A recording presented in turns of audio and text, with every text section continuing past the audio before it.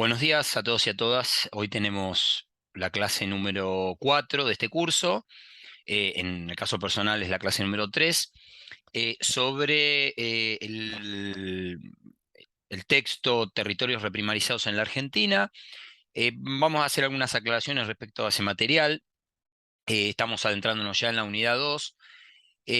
¿Por qué decidimos incluir este libro compilado por la doctora en sociología Silvia Gorenstein, perdón, que es bueno, que hace la compilación de este trabajo, escribe la introducción y los aspectos metodológicos y las conclusiones?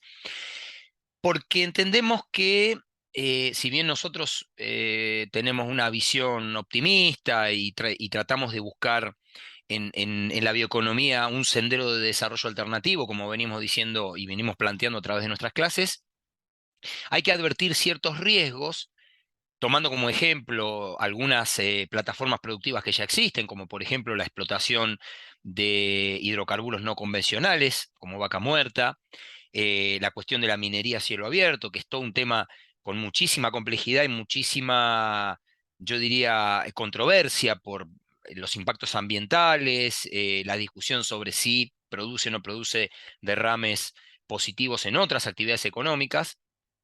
Y en este caso, de algo que va a hablar Cintia en la clase de la semana que viene, sobre el caso de los biocombustibles, como un ejemplo de algunos de los sectores vinculados a la bioeconomía, particularmente la producción, hablamos de biocombustibles, eh, principalmente no los derivados ni de la caña de azúcar, ni los derivados de los restos o de subproductos de la agricultura, como puede ser la producción a través de biogás, sino particularmente los biocombustibles cuyo origen o cuya materia prima son las oleaginosas, ¿no? Tanto el maíz como la soja. Por eso digo, son casos por ahí un poco controversiales, y lo que deseamos en este tramo, en este pasaje de la materia, es un poco advertir sobre algunas cuestiones. Yo voy a hacer una breve presentación de algunos aspectos del texto, de los capítulos que ustedes tienen para leer. La idea original, les confieso, yo había acordado una entrevista con la doctora Gorenstein. Por razones personales, bueno, esta etapa del año es bastante difícil para la mayoría de los académicos y de las personas que trabajamos en el ámbito universitario. Tuvo algunas dificultades. Yo tuve en lo personal un viaje por trabajo, con lo cual no pudimos coordinar a tiempo. Está pensado para algún momento de lo que queda del año hacer esa entrevista y subirla. La idea de la clase de hoy era una entrevista con Silvia, de modo que ante la imposibilidad de realizarla, como plan B, como plan alternativo, hemos buscado dos presentaciones que ella hizo. En realidad las presentaciones ustedes van a ver que son muy similares. Les pido disculpas si, si van a encontrar algo repetido. Son breves presentaciones, creo que la que más dura 10 minutos, eh, que es una presentación que se hizo del libro, uno creo que en la Universidad del Comahue y otro en un conversatorio, y donde Silvia analiza algunos aspectos centrales, como por ejemplo la cuestión de las distintas discusiones o las distintas corrientes dentro de la teoría económica que discuten la cuestión vinculada a la producción basada en recursos naturales, el rol que cumplen los recursos naturales. Algo muy interesante que Silvia plantea en su trabajo, en algún momento seguramente lo vamos a ver, esta idea de pensar un paradigma hacia en donde la bioeconomía está claramente incluida, pero también la producción basada en un modelo extractivista. Hay que tener cuidado también con este concepto, ¿no? El extractivismo es un concepto que remite en estos tiempos a una suerte de neo o reprimarización basada en una explotación intensiva de recursos naturales que no solamente vienen de la agricultura o la ganadería, sino también de los recursos no renovables. Y en el caso de la Argentina, las provincias de Cuyo principalmente, y algunas provincias del noroeste han tenido vamos a nombrar tres: La Rioja, San Juan y Catamarca, como principales ejes de la minería a cielo abierto en la Argentina, han tenido, depende las versiones que uno escuche, para los distintos gobiernos provinciales ha sido beneficiosa en el sentido que ha creado empleo con alto valor agregado, empleo que por ser territorios donde la ganadería o las tierras cultivables para ganadería, para agricultura y tierras aptas para la ganadería son ínfimas comparadas con otras regiones del país, han llamado este auge de este modelo extractivo, de estas actividades extractivas, como la nueva pampa húmeda, ¿no? Refiriéndose siempre a un aspecto territorial. Yo voy a comenzar compartiendo un pequeño material que lo único eh, que hace en este caso es, bueno, un poco reproducir. No quiero superponerme o chocarme con cosas que van a aparecer en la exposición de Silvia. Bueno, acá tenemos la tapa del libro, que la van a volver a ver seguramente en el en la presentación que ella hizo allá por finales de 2020.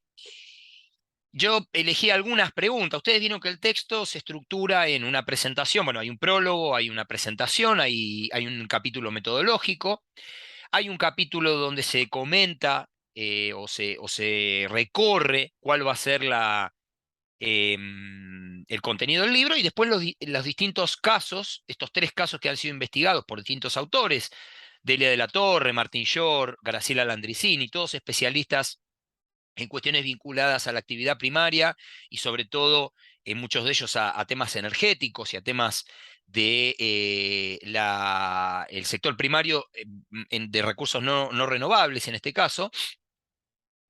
La primera pregunta que uno se hace es, ¿y por qué nos parece importante tener en consideración eh, la cuestión de que por ahí ustedes cuando lean el texto y cuando vean esta clase van a decir, bueno, pero esto un poco se va un poco del cauce de lo que viene siendo el curso y de lo que el curso va a hacer en las próximas clases, donde veamos los distintos senderos de desarrollo, donde estudiemos las bioregiones o algunos proyectos de bioregiones que hay dando vueltas, o la cuestión de los bioclústeres y las biorefinerías como nuevo modelo de encadenamiento productivo de arraigo local y con una mirada de desarrollo o producción en red, la economía circular, la economía en cascada, los distintos modelos empresariales y los nuevos modelos empresariales que ya, algunos que ya existen y otros que son probablemente el futuro próximo. ¿Por qué hacer un paréntesis en el medio de ese desarrollo y plantear este tema, que es un tema crítico? Bueno, la primera pregunta es si existe una tendencia en la Argentina a la reprimarización de su estructura económica. Y eso va de la mano de los territorios, obviamente, porque los modelos que se estudian en este libro son de provincias que no pertenecen a la zona núcleo de la producción, excepto el caso de los biocombustibles, donde el caso de estudio corresponde al sur de Córdoba. No me quiero adelantar porque de esto va a hablar Cintia en la clase próxima.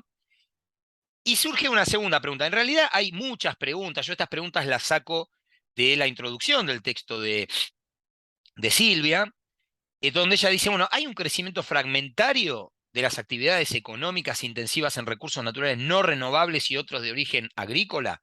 Esta es una pregunta, ¿no?, que uno se puede hacer. ¿Generan algún tipo de encadenamiento productivo? ¿Qué quiere decir un encadenamiento productivo? Es una actividad en clave donde la empresa transnacional que explota la cuenca minera en este caso la cuenca petrolífera de Vaca Muerta, eh, hace una inversión con altos costos hundidos, cuyo único objetivo es extraer el mineral, valorizarlo en boca de pozo, pagar las regalías correspondientes, subirlo a través de un mineroducto, cargarlo en un tren y luego cargarlo en un barco y llevárselo. ¿O hay también en esas actividades derrames hacia los territorios locales, por ejemplo, compras a proveedores locales, una exigencia por parte de las autoridades provinciales de un compre nacional, por ejemplo. Bueno, todo eso lo van a poder ampliar si tienen curiosidad y pueden leer los casos que se ven en el resto del libro. Nosotros elegimos el de los biocombustibles porque tiene directa relación con la bioeconomía, pero pueden, cuando tengan tiempo, si es en el transcurso de este curso, si no, luego que terminemos, pensar en ampliar su formación y ampliar su conocimiento sobre este tema mirando todos los demás, las otras actividades que se plantean en la investigación. Generan, bueno, algún tipo de encadenamiento, son algunos de los interrogantes planteados por la autora y los autores, obviamente, de todos los textos que aquí eh, se presentan. ¿Qué recorrido podemos hacer de los marcos teóricos existentes sobre recursos naturales? Lo voy a pasar rápido porque esto lo desarrolla bien Silvia en su presentación. Desde una perspectiva general se definen en función los recursos naturales de la capacidad de la naturaleza para satisfacer necesidades humanas, utilizando directamente los elementos que forman parte del sistema natural o por transformación de algunos de ellos en materiales que a su vez son insumos para productos finales. Esta es una definición neoclásica, tradicional, donde no se toma más en consideración que la naturaleza como algo exógeno, ¿no? Como algo que viene dado y el ser humano se lo apropia sin considerar ningún impacto ambiental, ningún impacto territorial, simplemente son satisfactores de capacidades, perdón, satisfactores de necesidades humanas, ¿sí? Los recursos naturales, que van desde una piedra que puede servir para construir una casa hasta los alimentos, los animales, los peces, el agua, etcétera, etcétera. Todos aquellos que encuentra el hombre se refiere no al hombre en términos de género, ¿no? Sino el ser humano, el Homo sapiens, podríamos decir, en su ambiente natural y que puede en alguna forma utilizar en beneficio propio. Esta es una definición clásica de Naciones Unidas. Y yendo más a los enfoques neoclásicos, la economía de los recursos humanos, asignación de recursos escasos, tasa óptima de uso, etcétera, son algunas de las perspectivas que plantea el enfoque neoclásico, y la economía ambiental, que es una disciplina más moderna, surgida a mediados de los años 70,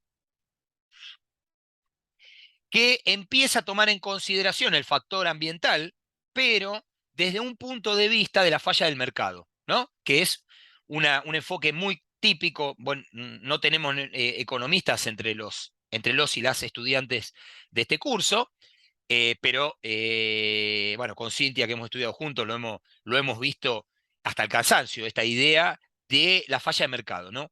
Es el enfoque neoclásico, en realidad es un enfoque neokeynesiano, ¿no? Que plantea que el Estado debe intervenir y debe plantearse como un proveedor de bienes públicos cuando existen algunas de esas fallas de mercado, ¿no? Falta de derecho de propiedad, externalidades, información asimétrica, etcétera, etcétera, que son los típicos axiomas de la falla de mercado. Entonces, en ese caso, aparece, por ejemplo, la contaminación ambiental como una externalidad que comienza a verse a partir de los trabajos de Georgescu y Rogen, que los hemos referido en la primer clase, que derivan cuál es la solución que encuentra la economía ambiental, la financiarización de la ecuación ambiental.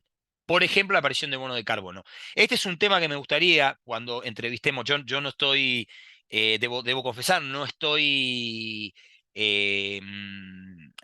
no soy especialista y no me he introducido en el tema de los bonos de carbono, es decir, formas financieras de premiar o castigar. Castigar sería a través de impuestos, premiar sería a través de los bonos de carbono, aquellas empresas que reduzcan las emisiones de gases de efecto invernadero. Entonces, estos bonos, de alguna manera, lo que logran es que las empresas que reduzcan sus emisiones contaminantes puedan acceder a descuentos impositivos que se transforman en bonos.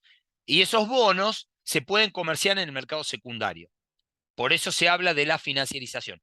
Quisiera dejar este tema porque creo que Silvia lo puede explicar muy bien. El otro día charlamos telefónicamente y me comentaba que ya en Estados Unidos está reglamentado, que en Argentina se pretende reglamentar, y hay que poner el ojo ahí porque es una cuestión que si deriva en un mercado especulativo, probablemente pierda ¿no? Se transforme porque la financiarización es un proceso peligroso, donde cualquier bien o servicio que procede de la economía real se transforma en un activo financiero. Hoy pasa con los alimentos. El mercado de alimentos está profundamente financiarizado, ¿sí? Y eso muchas veces genera especulación, burbujas especulativas que llevan a los precios muy por encima de lo que verdaderamente el mercado está pagando, ¿no? Y cuando esas burbujas especulativas se pinchan, lo que ocurre es que se produce un derrumbe de los precios y un derrumbe general de las condiciones económicas de, principalmente la economía real, que es la que termina pagando el costo de las desinteligencias y de las situaciones de crisis que se producen en el sector financiero. Foco en el sistema de precios como asignador eficiente de recursos. Es decir, en el enfoque de la economía ambiental todavía no aparece el Estado como un actor fuerte más allá de proveer o ser un regulador o un mediador en esta cuestión desde un punto de vista impositivo, ¿no? Algunos enfoques heterodoxos más modernos, la economía ecológica, que articula perspectivas políticas, sociales y ambientales, interiorizando, entre otros aspectos, riesgos relacionados con el cambio climático y los desastres naturales. La economía ecológica es de naturaleza transdisciplinaria, y en realidad lo que hace la economía ecológica es evaluar el consumo de recursos con la carga ambiental que viene asociada, contabilizando los flujos de energía y materiales que se ponen en juego en todas las etapas de producción, circulación y consumo. Fíjense que este enfoque ya se empieza a parecer mucho al enfoque que estamos usando, o por lo menos lo que estamos estudiando en estos primeros pasos que hemos dado en algunos de los drivers que impulsan la economía, la bioeconomía, y algunos enfoques como el de Seoane de 2012 plantean, eh, a raíz de que todos estos recursos pasibles de ser agotados o contaminados por la utilización irracional a que se los somete periódicamente, Seoane plantea que la capacidad de regeneración de los renovables se desarrolla a un ritmo más lento que el de su producción, y advierte sobre el peligro de tener una tasa de extracción que supere a la tasa de recuperación del recurso. Es una ecuación muy simple, ¿no? Que no, no nos plantea mayores inconvenientes, ¿no? Y acá podemos ver otros marcos interpretativos. Esperen que voy a subir acá un poquito, así puedo ver. Ahí está. Existen nuevas interpretaciones al consumo de recursos, al concepto de recurso natural, que apuntan a la falsedad del atributo natural del recurso, ¿no? Los mismos son manifestaciones de las relaciones políticas, sociales y económicas que la humanidad establece con la materia, asignando valor a sus propiedades en diferentes etapas históricas. Esto es un avance, ¿no? En este sentido ya se parece más a un enfoque marxista, ¿no? En el sentido de nada está dado por la naturaleza. Sí, los recursos naturales están. Nadie va a poner en discusión, después estará la creencia de cada uno, la creencia en alguna religión, o meramente en la ciencia solamente, pero el agua, los árboles, las montañas, los animales, las plantas, son parte de los recursos que naturalmente nos da la naturaleza. Ahora, en tanto y en cuanto el ser humano interviene sobre ellos para transformarlos y valorizarlos, dejan de ser naturales, ¿sí? En el sentido de alguien se los está apropiando. Porque si fueran naturales, no habría propiedad sobre esos recursos, ¿no? La relación con dichos recursos naturales cobra una nueva interpretación en el marco del régimen de producción capitalista, lo que les acabo de mencionar. Complejos procesos de transformación que, entre otros, reflejan la disponibilidad de conocimiento científico-tecnológico, la posibilidad de adquirirlos y la capacidad tecnoeconómica para utilizarlo. En este marco pierde relevancia la distinción entre renovables y no renovables, ¿sí?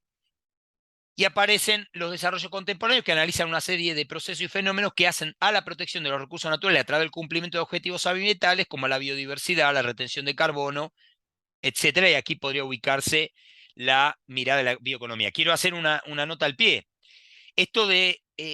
Esta mirada que lo que hace es una endogeinización de la naturaleza, es decir, una incorporación de la naturaleza dentro del sistema productivo, no como algo exógeno, como algo que está por fuera y que, bueno, va el hombre y lo toma y nada más, sino que se trata de una mirada endógena de la naturaleza, que pone a disposición los recursos naturales para explotar sus recursos en un sistema productivo transformado de los mismos.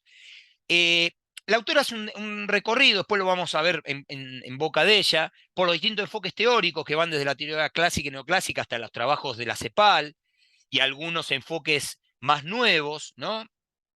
Críticos que ponen en la mira la cuestión del modelo extractivista, pero me interesa hacer particular énfasis en el caso de la renta diferencial, que aparece, bueno, acá tenemos nuevas perspectivas que redefinen los debates en torno a los modelos productivos. Ahora la división primaria y manufacturera empieza a ser reemplazada por bienes de alta y baja calidad. Acá sí, en la última clase creo que lo mencionamos, ¿no? Se empieza a desdibujar esta cuestión entre la economía primaria, la manufactura de origen agropecuario, las manufacturas de origen industrial, para pasar a ser una división entre bienes de alta y baja complejidad o de alta y baja calidad, ¿no? Yo puedo producir un bien primario que sea de alta calidad porque tiene incorporado mucha tecnología, innovación, o puedo producir un bien industrial que está hecho con una tecnología obsoleta, una tecnología probablemente menos productiva, y se tratará de un bien de baja calidad, definido según el tipo, el dinamismo de actividad de innovación.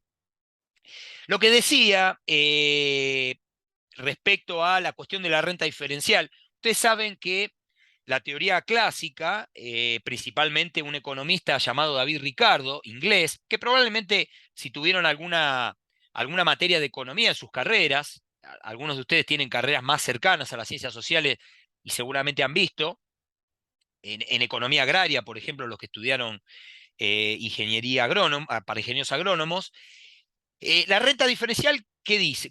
¿Qué dice la teoría de la renta diferencial? Ricardo pudo ver en 1820 que la productividad del suelo no estaba sujeta solamente a las mejoras y a las innovaciones que podía hacer el empresario, sino que tenía condiciones naturales. Lógicamente, solamente tomando la Argentina, podemos decir, no es lo mismo las condiciones naturales que tiene la tierra en la pampa húmeda que las condiciones naturales que tiene la tierra en San Juan. Seguramente, para una agricultura intensiva o para una ganadería extensiva, que necesita pasturas o pastizales naturales de buena calidad, va a ser mucho más apto para esa actividad una hectárea en Pergamino, o una hectárea en Carlos Casares, o una hectárea en Tres Arroyos, que una hectárea en la Puna Catamarqueña, por ejemplo, ¿no? Donde las condiciones del suelo, los extremos, las condiciones extremas del clima, la erosión, etcétera, la aridez, hacen que no sea probablemente apta para ese tipo de cultivos. ¿Qué decía David Ricardo? Las tierras de diferente calidad que son apropiadas, Marx hablará de una acumulación originaria que se produce a partir de los cercamientos a finales, cercamientos, no acercamientos, cercamientos a finales de la Edad Media, hace que terratenientes poderosos se apropien de grandes porciones de tierra, muchas de ellas con una fertilidad natural, que cuando se ponen en producción arrojan distintas productividades. La diferencia de productividad entre las tierras más fértiles y las más marginales generan un ingreso extraordinario en el dueño de la tierra, porque Ricardo suponía que los capitalistas que producen, que explotan la tierra, acá los llamaríamos chacareros, ¿no? Los chacareros, los pequeños productores, tienen todos más o menos la misma tecnología y disponen todos más o menos de la misma productividad. Entonces, si el capitalista, el que trabaja la tierra, que no es siempre es el mismo que es el dueño, ¿no? El terrateniente que accede, como decía, al monopolio de la propiedad de la tierra, puede producir, puede obtener un ingreso mayor porque su tierra es más productiva, en realidad no se está apropiando de una ganancia, se está apropiando de una renta. Lo que dice Notchev en un trabajo de 1995 referido a actividades extractivas como la minería o los hidrocarburos, articula la noción de renta diferencial ricardiana con la definición de cuasi renta neo-schumpeteriana. Schumpeter era un economista con mucha influencia, sobre todo a la salida de la Segunda Guerra Mundial, un hombre realmente muy particular, muy especial, que desarrolló la teoría de la cuasirrenta, donde él decía, mientras un empresario tiene el monopolio de un invento, ¿no? Y hasta que los derechos de propiedad o la apropiación de ese invento no se desparrama en el resto de la sociedad, ese inventor, ese empresario tiene como una especie de monopolio sobre ese invento. Mientras dure ese monopolio, él le va a sacar una ventaja a los demás empresarios. Entonces, Schumpeter hablaba de la cuasi renta. ¿Por qué cuasi? Porque no es una renta natural, es una renta apropiada, es una renta inventada a partir de la posibilidad que tiene ese empresario de obtener una renta a partir de un invento o de descubrir algo o un descubrimiento que luego va a ser socializado. Las primeras se convierten en cuasi rentas en los casos en que la escasez, cuando hay un cambio tecnológico, por ejemplo, de un recurso natural, es transformada por la introducción de una innovación. Ahí lo que se dice, se habla de una renta de privilegio. Por eso, la renta de privilegio en realidad se produce, perdón, me retracto, cuando a esto le sumamos barreras a la entrada que son institucionales. Por ejemplo, monopolios o reservas de mercado, privilegios de financiamiento, subsidios, concesiones, es decir, que solo una empresa puede acceder a una determinada explotación de un recurso natural. Bueno, y acá tenemos la estrategia de acumulación centrada en tres aspectos: la ventaja de las industrias de proceso alrededor de los recursos naturales con tecnologías para convertirse en proveedores de energía, material e insumos básicos, especiales, naturales, sintéticos, macro y nano, tecnología y de productos biológicos, alianzas locales e internacionales de la industria de base minera, energética, biológica y las transformadoras agroindustriales, químicas y metalúrgicas, en las cuales hay espacios para mejorar e innovar con el nuevo paradigma. Y por último, una orientación de I+D basada en la ciencia de la vida y de materiales para reunir condiciones que permitan dar el salto dentro de unas décadas. ¿Sí? Esto un poco es lo que encierra esta mirada en los nuevos modelos basados en la explotación de recursos naturales, donde claramente la bioeconomía podría entrar en este paradigma. En suma, en el capitalismo periférico latinoamericano con abundantes recursos naturales, la llamada maldición de los recursos naturales, ahora vamos a escuchar a Silvia hablar de este tema, podría convertirse en nuevas oportunidades transformando las ventajas comparativas naturales en ventajas competitivas. Recordemos que la teoría de las ventajas comparativas de Adam Smith, ventajas comparativas estáticas, es decir, y de David Ricardo, que un país se tiene que especializar en aquello que puede producir en mejores condiciones que otros, lo que llevó a una tendencia a la especialización de muchos países en producir recursos naturales, se transforma en ventaja competitiva cuando a eso se le agrega innovación, investigación, apoyo estatal para el desarrollo, etcétera, etcétera. ¿Qué es lo que nos tendríamos que advertir acá? El extractivismo, que aparece como una nueva forma de reprimarización y de especialización productiva, se considera un modelo de acumulación que involucra un alto consumo de recursos naturales, escalas de producción mucho más elevadas que las que se usaba anteriormente en la misma actividad, minería a socavón, por ejemplo, versus la minería a cielo abierto, o la agricultura familiar versus el agronegocio, entre las principales. Y acá hacemos un paréntesis: no es que estamos diciendo que hay que acabar con el agronegocio e ir solamente a agricultura familiar. Tenemos que buscar un modelo transicional que permita conjugar los dos aspectos, ponerle un límite, probablemente, a la actividad que tiende al monocultivo, como está pasando con la soja en muchas partes, incluso territorios marginales, donde nunca se pensó que se iba a trabajar la soja, frente a lo que ocurre con la agricultura familiar. Una localización determinada que, al estar en manos de grandes corporaciones, generan escaso valor apropiable por las comunidades, ¿sí?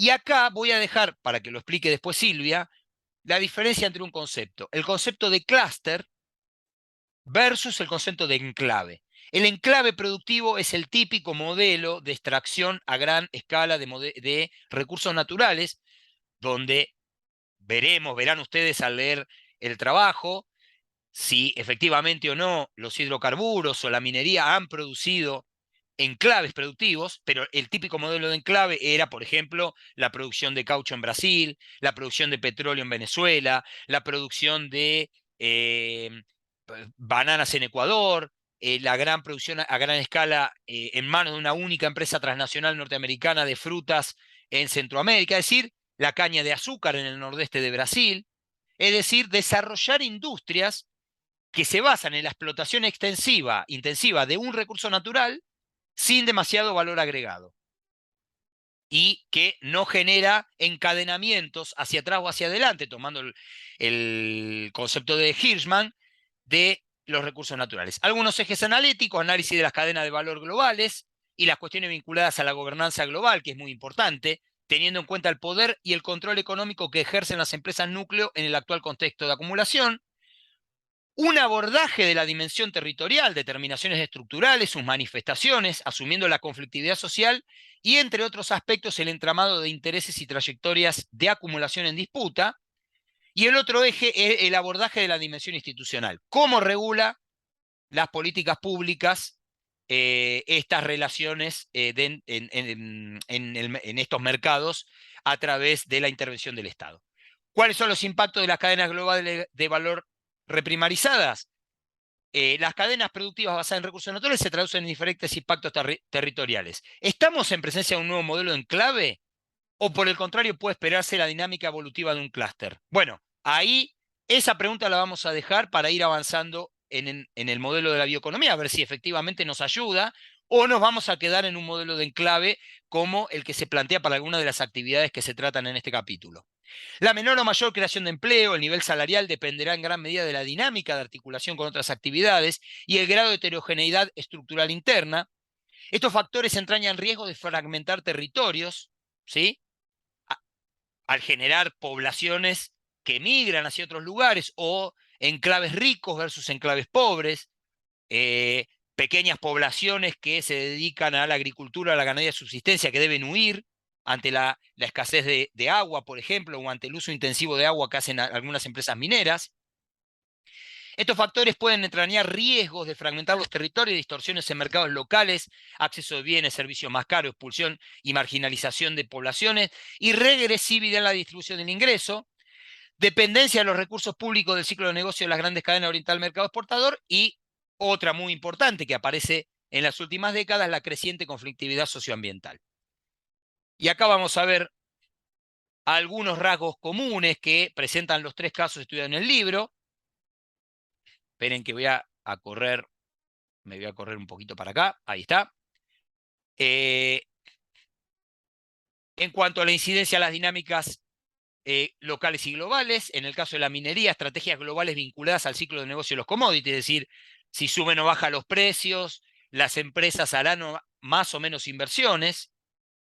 Respecto a el Estado y el rol de las políticas públicas, en el caso de la minería se sigue manteniendo la ley de inversión extranjera de los años 70, que le da grandes facilidades al capital para girar utilidades y dividendos en sus casas matrices, para obtener concesiones y acceder al sistema de compras públicas.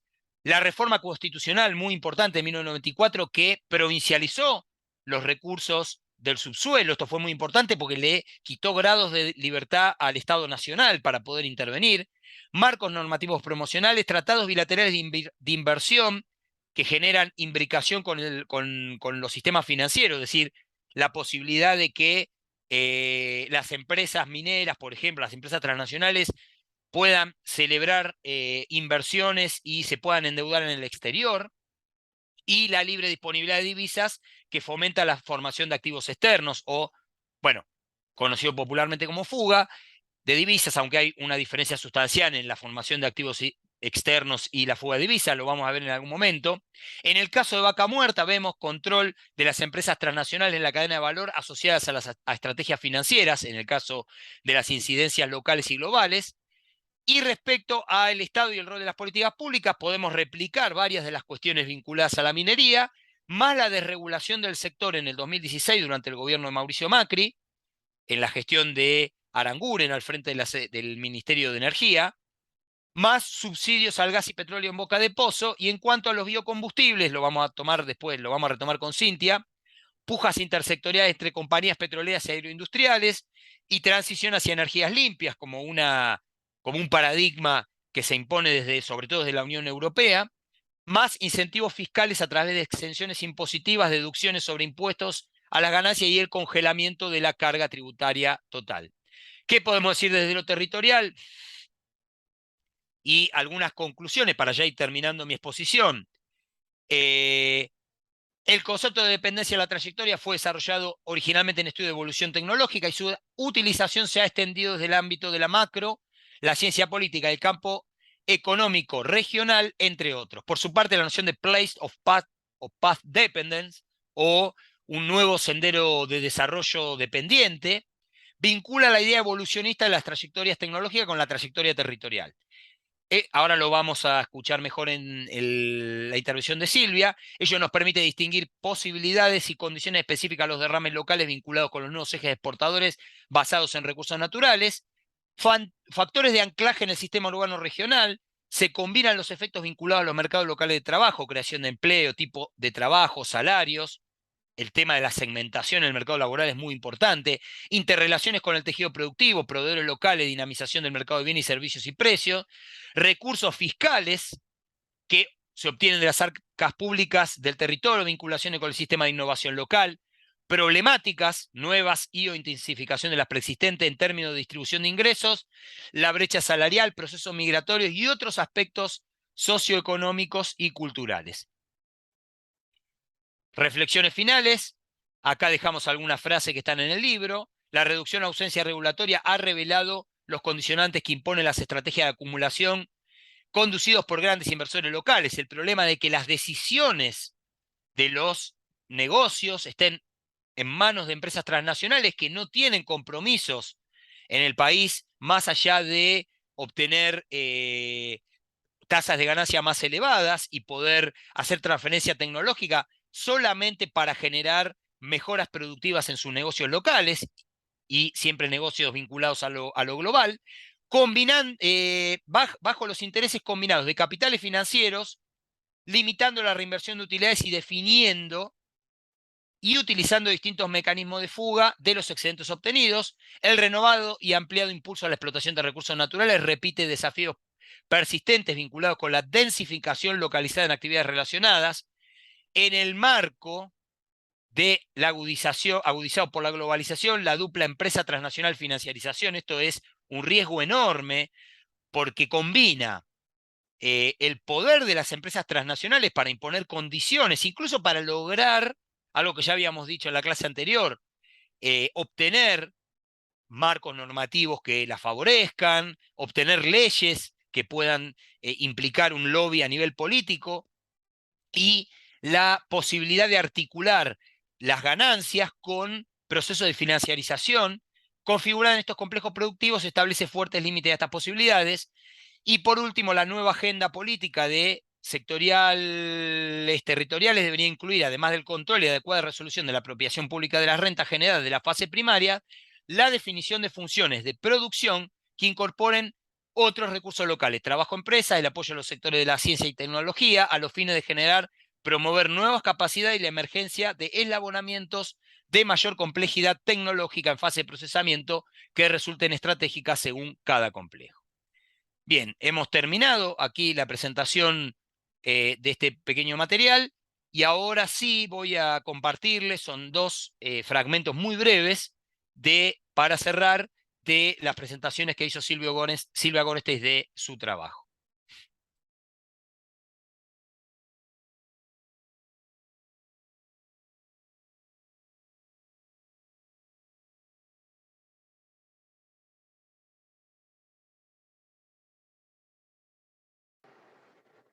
Bien, muchas gracias al Instituto, a la Universidad del Comahue, por la oportunidad. Esta es la primera puesta en escena de nuestro libro. Este libro, digamos, como dijo Graciela, es el resultado de un proyecto de investigación que realizamos desde el año 2015, después de haber concursado por subsidios de la Agencia de Promoción Científica y Tecnológica en el año 2014, y se compone, digamos, de 3 secciones en las cuales hay una primera sección, digamos, con un debate teórico y metodológico en términos de cómo abordar este tipo de realidades atravesadas, digamos, por actividades intensivas en recursos naturales. Hay una segunda sección que tiene, digamos, 4 capítulos, pero uno de ellos, que es el que hoy no va a estar presente, pone el marco regulatorio, digamos, y las dinámicas más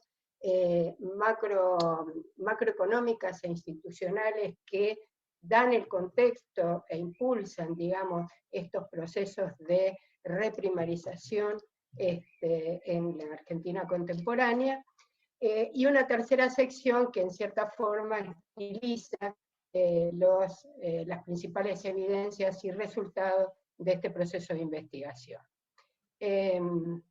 Como les contaba, como contaba Graciela, es decir, el resultado de este libro es un proceso de investigación que incluso con trabajos de campo realizados en cada uno de los estudios de caso, que tuvo como un equipo de investigación conformado por grupos que dirigen Graciela Landricini, Delia de la Torre, Jorge Hernández, en las universidades públicas mencionadas, y el objetivo fue, en ese momento, es decir, cuando nosotros presentamos el proyecto, era, es decir, un momento en donde, es decir, empezaban las primeras evidencias de los resultados macroeconómicos y de impactos socioambientales que aparecían en función de la minería en gran escala, que comenzaba a intensificarse su difusión,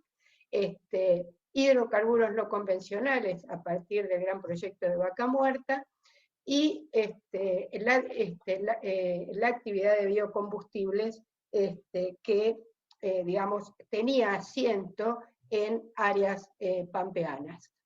Es decir, que el objetivo que nos planteamos fue analizar estos procesos de reespecialización o intensificación de actividades intensivas en recursos naturales, pero mirándolo no solo desde una perspectiva macrosectorial, sino básicamente haciendo un énfasis en la cuestión territorial, es decir, qué es lo que estaba pasando a nivel endógeno en estos territorios atravesados por estas nuevas especializaciones.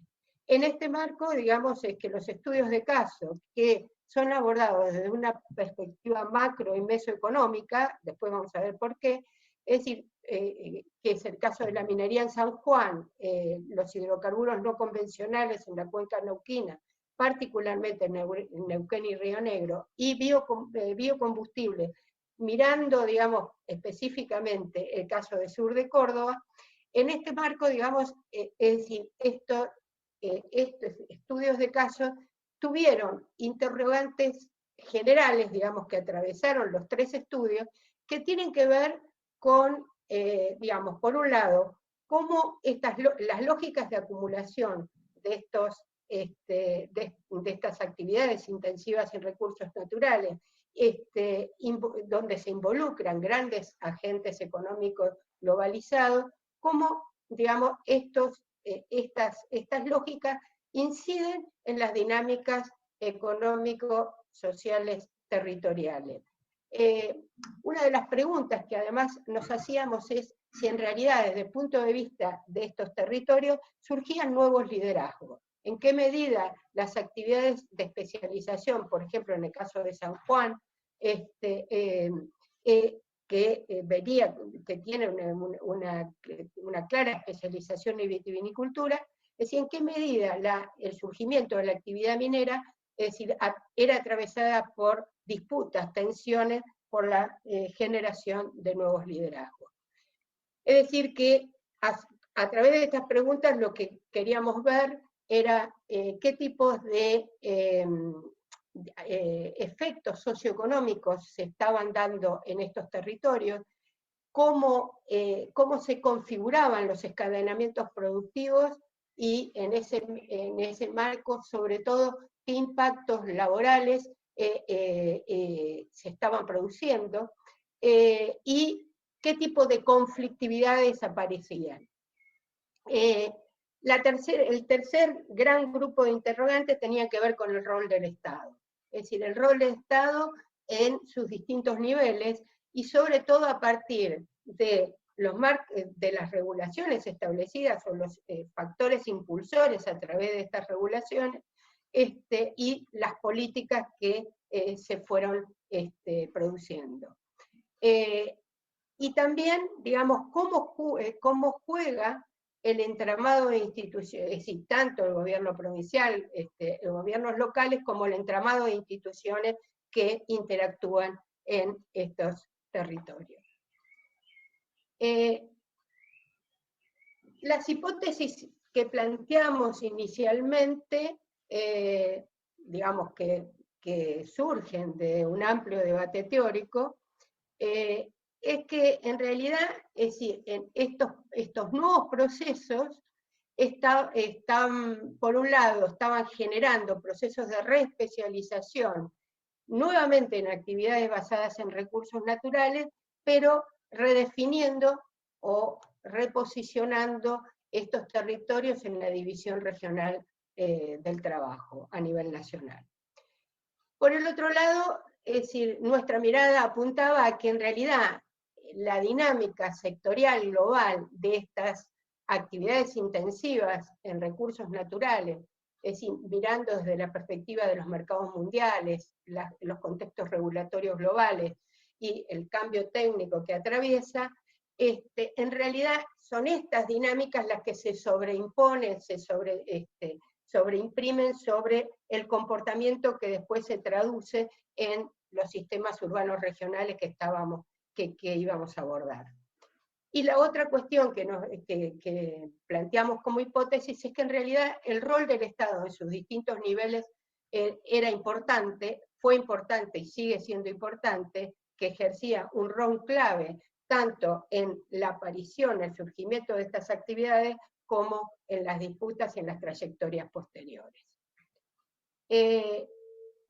Digamos, en el libro, el capítulo 1 y 2, lo que pertenece a la primera sección, lo que se hace es introducir, o revisar el debate teórico reciente en torno a los recursos naturales, es decir, un debate que se ha intensificado, por lo menos en las 2 últimas décadas, y donde, es decir, el campo de las ciencias sociales ha intervenido fuertemente, digamos, tanto desde el campo de la economía, como de la sociología, como de la antropología, como otros abordajes, en donde una de las cuestiones que aparece fundamentalmente es la cuestión del recurso en términos de natural, o el recurso en realidad en las distintas etapas históricas y los distintos paradigmas tecnológicos, los recursos naturales como, es decir, a su vez como producidos.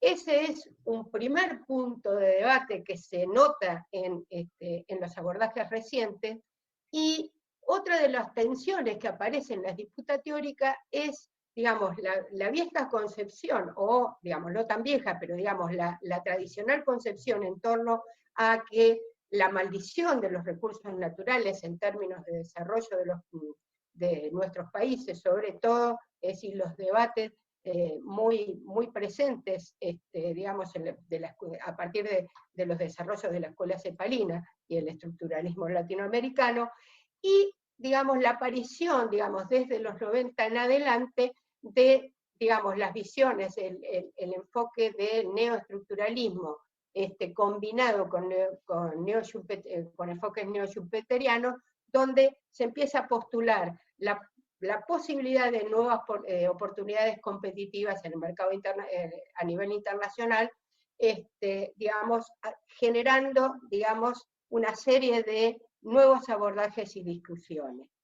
Esto se contrapone con una corriente crítica que tiene fuerte ascendencia, digamos, sobre todo en términos del debate sociopolítico, que es la llamada corriente crítica al neoextractivismo, que en cierta forma se va a combinar con los enfoques que plantean la vigencia de la acumulación originaria bajo nuevas modalidades de desposesión y expropiación.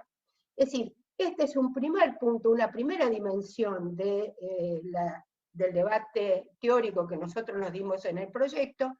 La segunda dimensión es el abordaje de las cadenas productivas que están atravesadas en los 3 casos de estudio, y en este caso en realidad lo abordamos desde la perspectiva de la teoría de la organización industrial, con el nuevo enfoque de cadena global de valor, pero desde la perspectiva de, digamos, desde la mirada de la búsqueda de las asimetrías que se dan en estas cadenas globales de valor, dónde están los núcleos, es decir, cuáles son los núcleos de control de poder y control económico, y cómo atraviesa eso las dinámicas, tanto a nivel global, nacional como regional.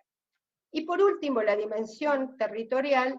En realidad lo que hicimos fue combinar miradas desde la economía política, la geografía crítica y la escuela estructuralista latinoamericana para buscar, digamos, es decir, cuáles son los ejes y las determinaciones estructurales que en cada uno de estos territorios, digamos, atraviesan sus dinámicas de acumulación, y cómo estas dinámicas de acumulación son tensionadas o no desde la perspectiva de la introducción de las nuevas actividades. Bueno, entonces, con este paraguas, digamos, los estudios de caso, digamos, fueron minería en San Juan, hidrocarburos no convencionales Neuquén Río Negro y biocombustibles en el sur de Córdoba. Así que le vamos a dar...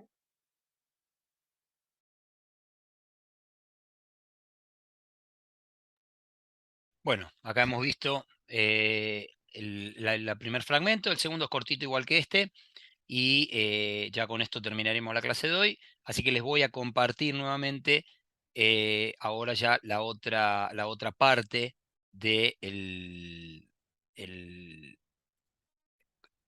de la otra conferencia, donde va a explayarse un poquito más sobre otras cuestiones que están en el trabajo.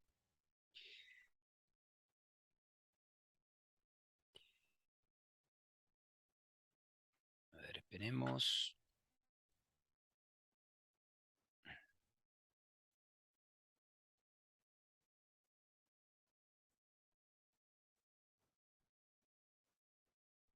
Ahí está.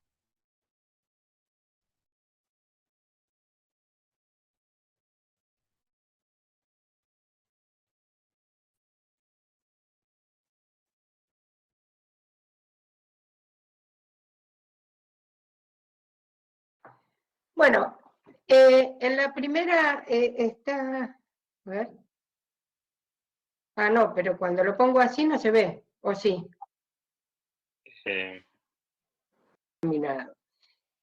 Justamente ese es el marco que, discutido en conjunto, permite, digamos, la unidad en términos de los abordajes de los estudios de caso. Es decir, pero partiendo de un contexto general, de un contexto que tiene que ver con el marco regulatorio, la evolución de ese marco regulatorio, y procesos, digamos, que tienen que ver con el comportamiento de el gran capital vinculado a las actividades intensivas en recursos naturales. Luego, digamos, hay un capítulo referido a hidrocarburos no convencionales, particularmente el caso de Vaca Muerta, el de la minería metalífera en San Juan y el de biocombustible. Y por último, la sección tercera lo que hace es rescatar los rasgos comunes y específicos de cada uno de los casos para retomar la discusión y, sobre todo, es decir, plantear una serie de interrogantes hacia adelante. Cabe hacer notar que este libro lo cerramos cuando empieza la pandemia, con lo cual hay una serie de cuestiones que tienen que ver con las nuevas incertidumbres que apenas están como mencionadas en un pie de página. Yo quiero plantear que en realidad cuando nosotros planteamos el proyecto de investigación, los primeros interrogantes tienen que ver con, es decir, cuáles son las lógicas de acumulación, las estrategias que despliegan los grandes inversores en estos procesos de reprimarización. Y en ese marco, ¿cuál es el rol del Estado? En sus diferentes niveles, porque no es solo el Estado nacional. Y desde esta perspectiva plantearse entonces cuáles son las repercusiones socioeconómicas en los ámbitos urbanos regionales seleccionados. Esto significa mirar, digamos, dinámicas que se sobreimponen a dinámicas anteriores. Esto significa pensar en sí, o identificar si hay nuevos liderazgos, qué tipo de disputas sociales emergen y, digamos, cómo la nueva actividad o la intensificación de cierta actividad plantea, digamos, interrelaciones institucionales, políticas y sociales en esos territorios. En realidad esas preguntas tienen que ver con las tendencias globales que se observan, digamos, desde hace más de una década, y que tienen que ver, en primer lugar, con la revalorización estratégica de los recursos naturales. Bueno, y ahora podemos ver el ascenso del agua en Wall Street como parte de un nuevo negocio financiero, pero digamos, este proceso de revalorización estratégica viene desde hace más de una década, y está muy, muy asociado con el proceso de financiarización. La otra cuestión son los cambios geoeconómicos y geopolíticos que particularmente se producen a partir del ascenso de China, y en ese marco el rol del Cono Sur como proveedor importante de ciertas materias primas e insumos. Es decir, como en ese marco a su vez el fuerte ascenso de los commodities en la cartera de inversión del capital financiero global, y por el otro lado todos los cambios tecnológicos que se producen y que diluyen o flexibilizan las restricciones espaciales impulsando, digamos, relocalización o intensificación de localizaciones en actividades intensivas en recursos naturales. Para mirar en el marco de este nuevo contexto, lo que nosotros hicimos fue, por un lado, revisar enfoques teóricos, es decir, cuáles fueron los enfoques teóricos que se posicionaron, digamos, en esta discusión referida, digamos, a actividades intensivas en recursos naturales y desarrollo. Claramente, pues si uno mira la literatura especializada, está, digamos, los planteos hirschmanianos, digamos, en torno a las industrias extractivas, como la de hidrocarburos y minería, planteando que son enclaves, porque son muy intensivas en capital y porque las empresas multinacionales que intervienen, en realidad lo que hacen es filtrar excedentes, es decir, repatriar sus beneficios, no invierten localmente, y a su vez planteando toda la cuestión de la importancia de la vía fiscal y de las políticas públicas que, vía corrupción, etcétera, generan procesos de desvío de renta.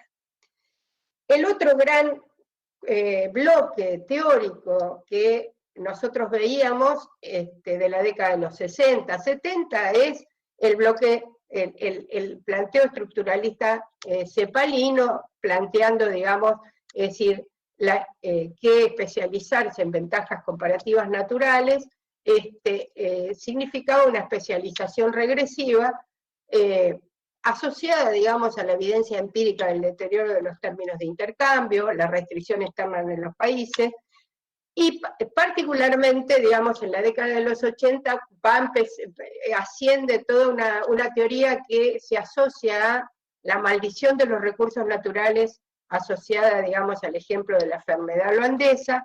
Bueno, no voy a abundar sobre eso, pero digamos, este es el bloque teórico que uno puede encontrar asociado a su vez a los debates del desarrollo hasta fines de la década del 70, yo diría prácticamente hasta que quiebra el Fordismo. Ahora, el debate teórico reciente tiene, digamos, hay una fuerte tensión que está muy vinculada, digamos, a el hecho de que, digamos, la mercantilización de la naturaleza está muy asociada, digamos, a lo que Harvey llama acumulación por deposición, y entonces los territorios vinculados a actividades intensivas en recursos naturales son prácticamente vistos como zonas de sacrificio, y en esto podemos ver toda la literatura actual, digamos, que viene digamos, de los críticos al llamado neoextractivismo.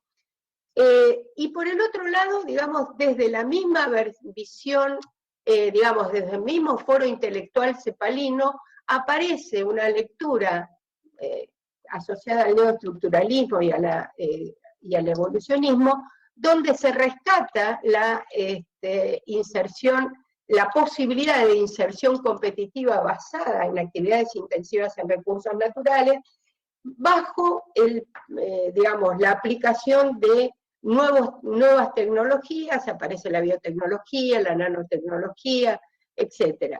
Es decir, la posibilidad de que, digamos, desde este tipo de especialización se pueda generar una nueva oportunidad de inserción competitiva internacional. Teniendo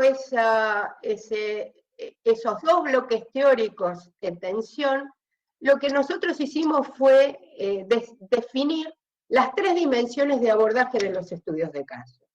Por un lado, la cadena productiva, asociándola, digamos, al enfoque de cadena global de valor, digamos, desde una perspectiva que mira, digamos, cuáles son los núcleos, dónde está el poder y el control económico. La otra dimensión es la dimensión institucional vista desde desde el Estado, es decir, qué tipo de regulación desde las políticas públicas, sectoriales, cómo inciden los gobiernos locales, y la otra dimensión, digamos, articulada es la del territorio, es decir, cómo estas actividades se implantan en el territorio, qué grado de especialización previa o qué tipo de especialización previa tiene ese territorio y qué posibilidades o no de diversificación productiva relacionada se produce. Es decir, que lo que hicimos fue un abordaje metodológico más bien macro-meso y mesoeconómico, con mucho estudio de campo, digamos, en determinados procesos que sí tienen fuerte anclaje en el territorio. Y entonces le damos el paso a los estudios.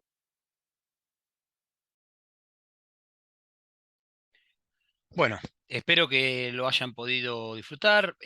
Puede ser que algunas de las exposiciones de Silvia se repitan. Yo subí las dos porque en la segunda exposición hay algunos aspectos que se abordan con más detalle. Es difícil ponerse a editar con tan poco tiempo, así que lo dejo a criterio de ustedes que puedan ir filtrando lo que les pueda servir. Bueno, espero que les haya gustado esta clase. Me parece que es interesante este texto.